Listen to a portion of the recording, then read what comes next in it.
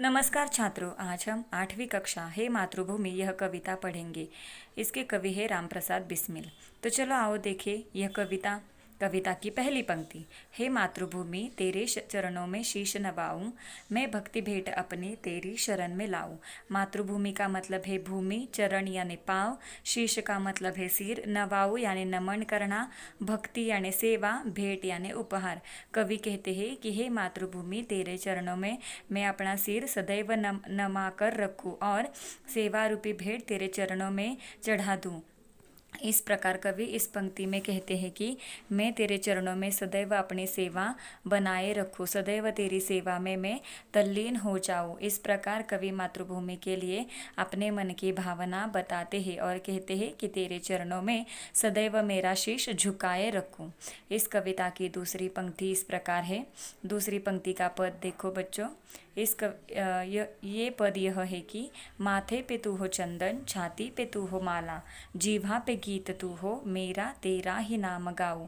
माथा यानी मस्तक, चंदन यानी सुगंधी वस्तु, माला यानी हार, जीभा यानी जीभ। इस पंक्ति में कवि कहते हैं कि मेरे माथे पे सदैव तेरे धूल जैसा चंदन लगाए रहे, छाती पे सदैव माला बनाए रखे और मेरे जीवा से सदैव तेरे लिए ही गुणगान आए, तेरा ही नाम सदैव मेरे जीवा पर रहे। इस प्रकार अपने मन में जागृत मातृभूमि के प्रति भावना को कवि उजागर करते हैं और उन्हें अपने माथे पर सजाए रखना चाहते हैं, गले में माला के रूप में रखते हैं और जीवा पर सदैव उनका नाम रखना चाहते हैं।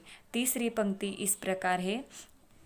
जिससे सपूत उपजे श्री राम कृष्ण जैसे, उस धूल को मैं तेरी निज शीश पे चढ़ाऊं। कवि कहते हैं कि हे मातृभूमि तेरे इस पावन भूमि पर जिस प्रकार तूने रामकृष्ण जैसे धन्य लोगों को जन्म दिया है, इसीलिए तेरी धूल को मैं सदैव अपने माथे पर चढ़ाए रखना चाहता हूँ।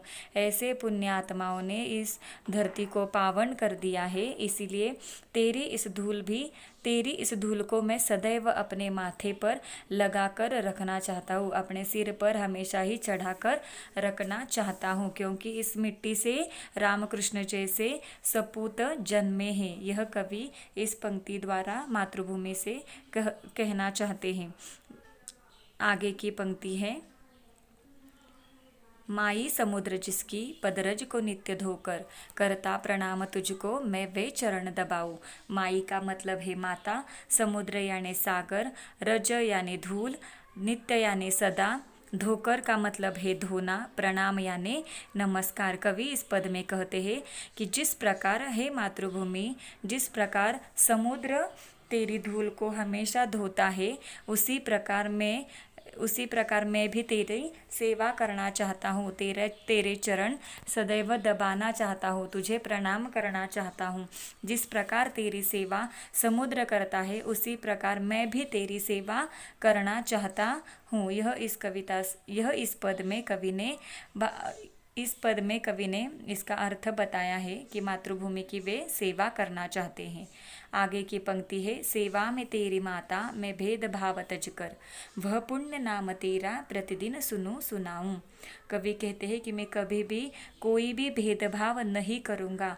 सेवा करते समय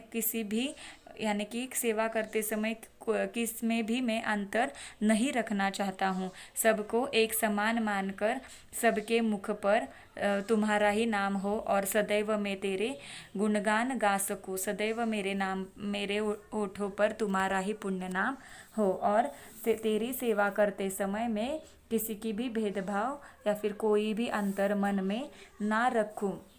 सब एक समान है और सबको मैं एक समान ही मानूं, सब में अंतर न करूं। इस प्रकार यह कवि इस पंक्ति से अर्थ बताना चाहते हैं।